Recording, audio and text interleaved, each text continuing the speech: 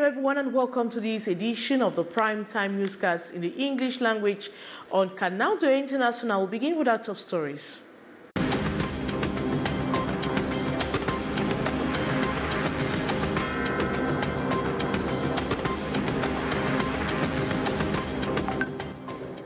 A new political party is born. Le Front pour le Changement du Cameroun is the brainchild of Honorable Jean-Michel Nincho. The parliamentarian who fell out with his former party, the SDF, made an announcement on social media platform. Political analysts said they are not surprised by the move of Honorable Jean-Michel Nincho.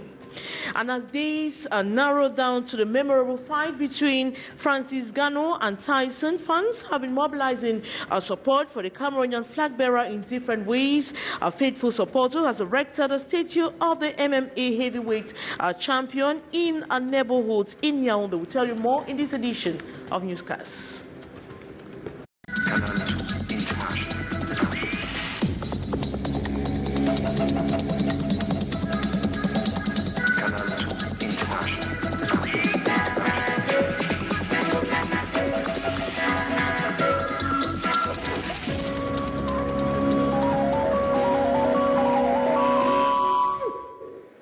Good evening once more.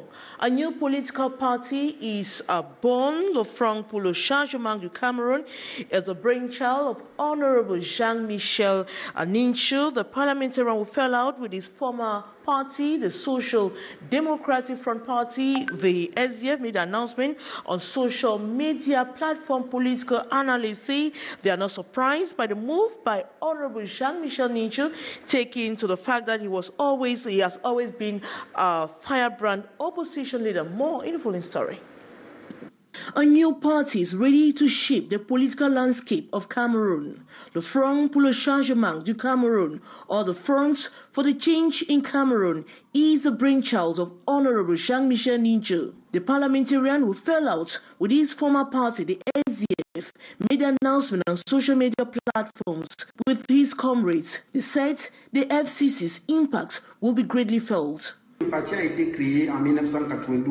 party was created in 1992 by Honorable Jean-Michel Nincho, and in 1999 they decided to join the SDF party, and ever since then the party has been in existence. And now that we were faced with political crisis within the SDF, we said it was better to look for an easy solution. When the party was created in 1992 by Honorable Jean-Michel Nincho, it was called the Rassemblement pour la Patrie. The firebrand opposition leader says the party was created to fill a vacuum in the opposition in Cameroon. One of his comrades tells us it will not only be a party on paper, but a party that will be very active and make concrete proposals. The NCC is an old initiative, meaning it's a party that was created a long time ago. But now that he has decided to continue with the party, he has raised every other illusion that Honorable Jean-Michel Nincho was going for the MRC party. A congress of FCC has been scheduled for the coming weeks. By then, the party believes Cameroonians will be grasped with his manifesto, with a project around the socio-economic and political development of Cameroon. The creation of the party by Jean-Michel Nincho, political analysts say, is not surprising given the fact that he was a fervent politician hitting the lead chairman Nijon Frundi at every point. He is believed to have eyed the chairmanship and fought hard to take off OC and bring the SDF to its glorious days of the #1 opposition political party in Cameroon. The FCC is what I would call a popular party, a party that is close to its people, a party that will serve the syndicate, a party that will serve the laborers. In a nutshell, a popular party. But his exclusion from the party meant that he couldn't fulfill his aspirations. Today, Honorable Jean-Michel Nincho has created his to continue with his political battles. Over 3,000 youths in the central region of Cameroon have begun competition for recruitment into the Corps of the Rapid Intervention Battalion B. The thousands today went through various stages of identification and light physical testing processes, an exercise that will run for days before the real marathon challenge. Haisancha has the rest of the story. Ready? 3,587 young people for the central region seeking to wear the uniform of the Rapid Intervention Battalion, the B, in this year's recruitment. Converging at the Melen Presidential Guard Sports Complex this October 25th, the candidates went through the different stages like the verification of names, control of documents to fish out intruders, the rights candidates, and then handed the bracelets for onward identification in various phases. They go through the visual and auditory perception tests.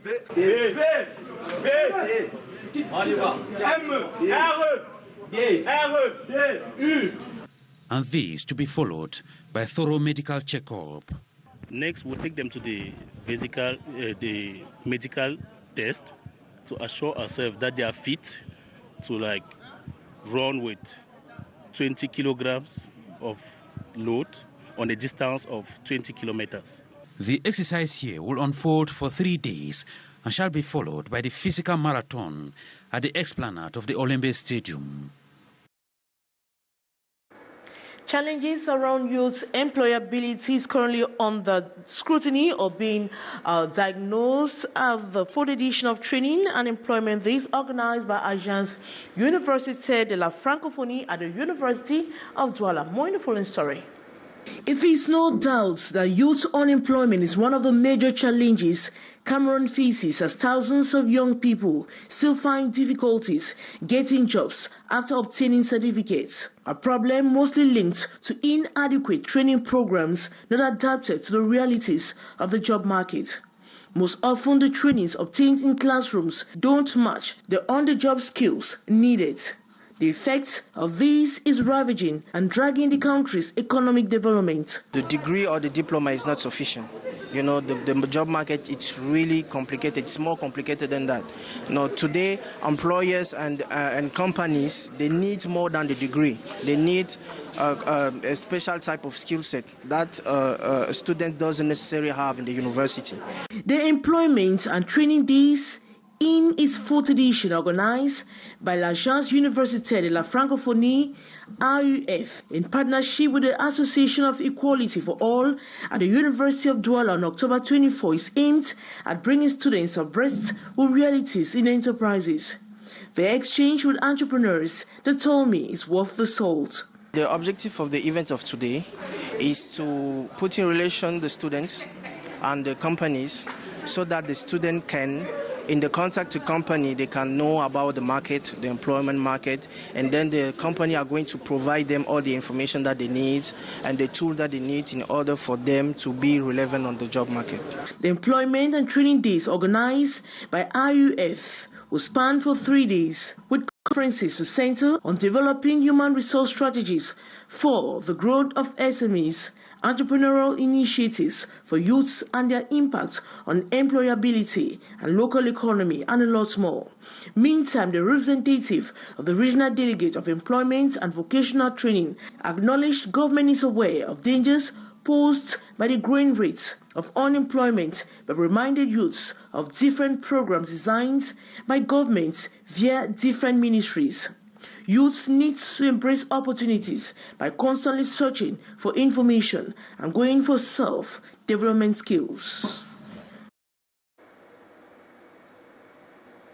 A total of 8 local projects in 5 regions of Cameroon have been selected by the U.S. Ambassador's Self-Help Grants in 2023. The initiative, which is geared towards impacting the lives of the local population through self-sustainable schemes, will be expected to yield fruits within 12 months. Haisancha tells us more. There were over 100 contestants for the 2023 U.S. Ambassador's Self-Help Program, but only 8 local organizations were selected following stated criteria to benefit from the grants worth over 40 million CFA francs. First, the project must be initiated by a community for the community. So it targets community-based organizations, and it must target a large number of beneficiaries, and also it must be implemented within a time frame of 12 months. The initiative, which started 4 decades ago, is geared towards contributing in the development of local communities in Cameroon. This program is designed to assist those who have limited resources, but whose potential and ingenuity are limitless. And to the beneficiaries, the financial assistance will go a long way to foster their activities and enable them realize life-changing projects in their localities. Especially our project, which is dealing with a food bridge in Kejom Kitingo, which is a locality in Tuba subdivision, and is going to assist the population to evacuate their agricultural products. With the convention signed on October 24th at the U.S. Embassy in Yaoundé, implementation will follow suit in these year's chosen regions: the West, Center, Northwest, Southwest, and the Far North. A regional workshop on the importance of geographical indications for rural and economic has been opened to the nation's political capital, Yaoundé. The initiative by the African Intellectual Property Rights Organization is for all the foodstuff, agricultural, industrial products and handicrafts to gain international recognition, like the oku, honey, and pinja pepper. Our reporter, Beatrice Ngamu, tells us more. A geographical indication is a name or a sign on products which corresponds to a specific geographical location or origin, that is towns, regions, country.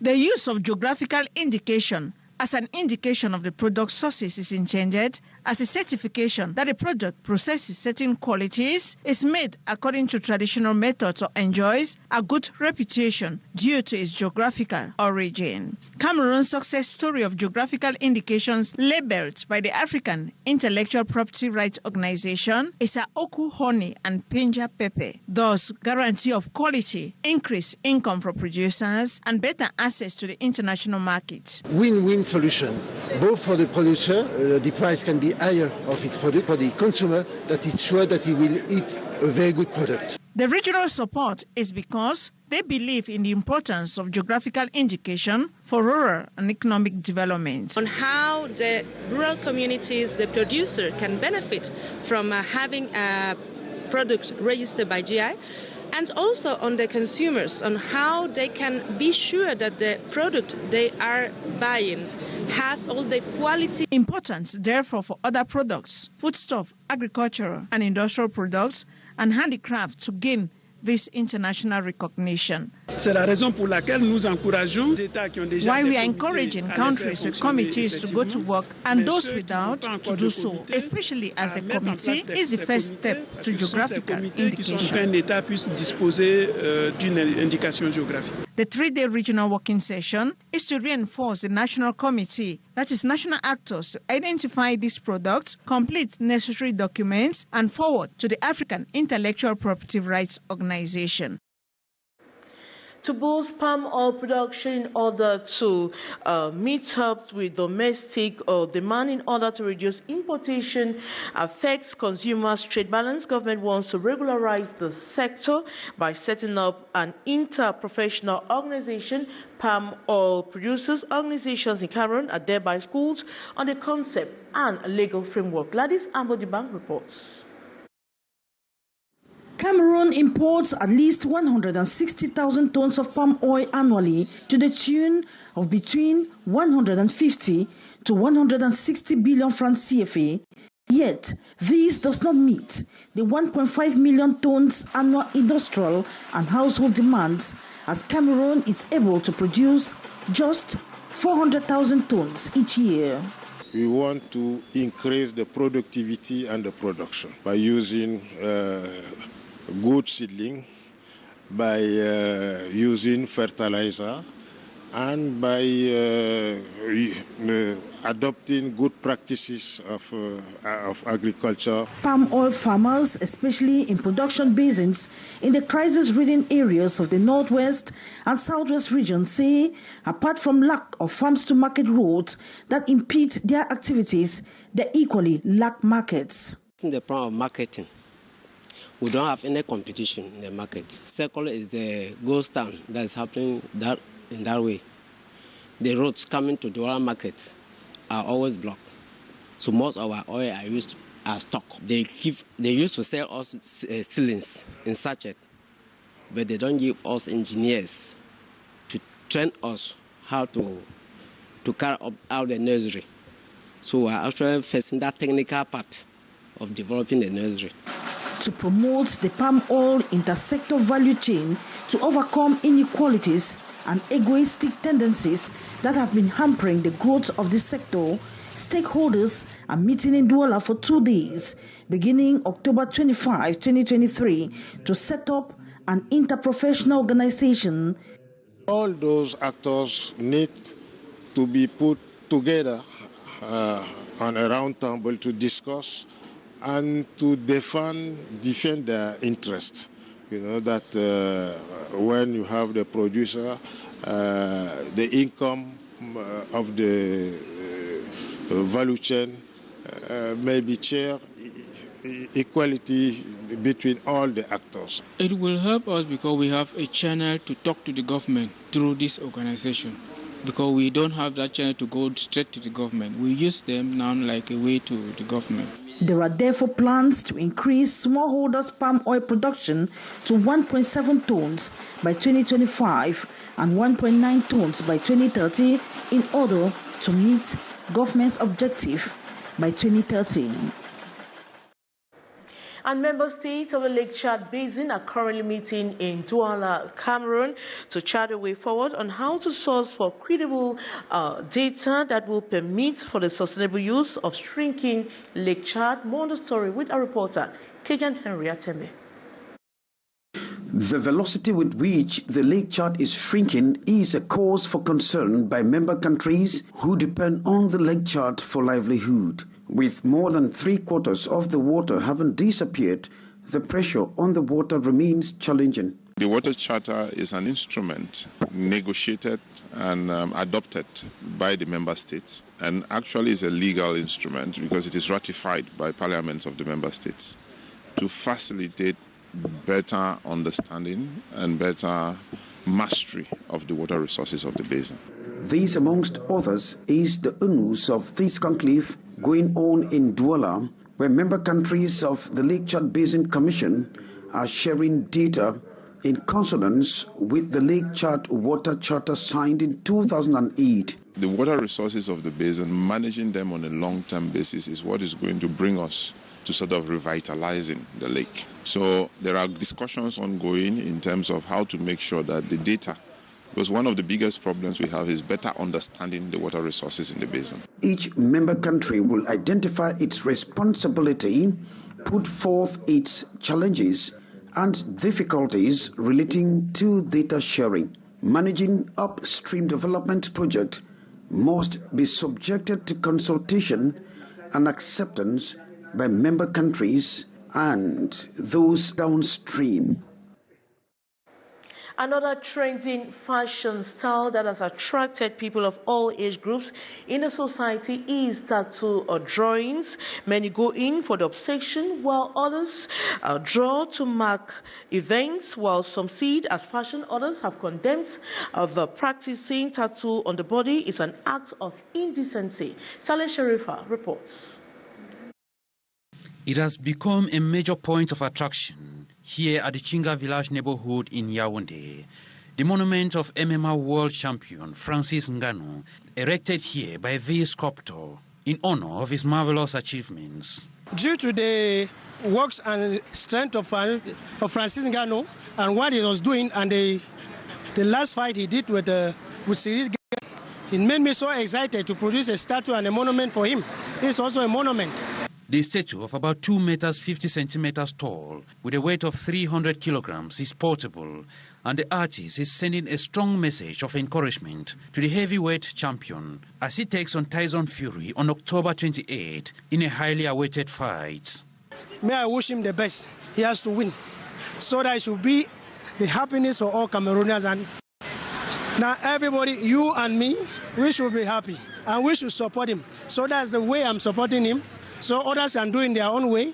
So this is what I'm doing for him also. Unlike the artist, the fans in this neighborhood are very much positive that the Cameroonian flag bearer will deliver the expected victory. J'ai tué tous mes poulets pour toi.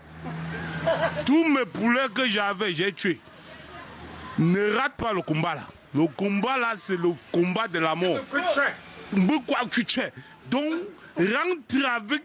Si tu peux le convaincre de mettre la ceinture là, qui rentre avec ça ici. Finis avec lui. Il n'y a même pas à discuter. Gando va lui donner un coup de poing. Non. Il va respecter seulement.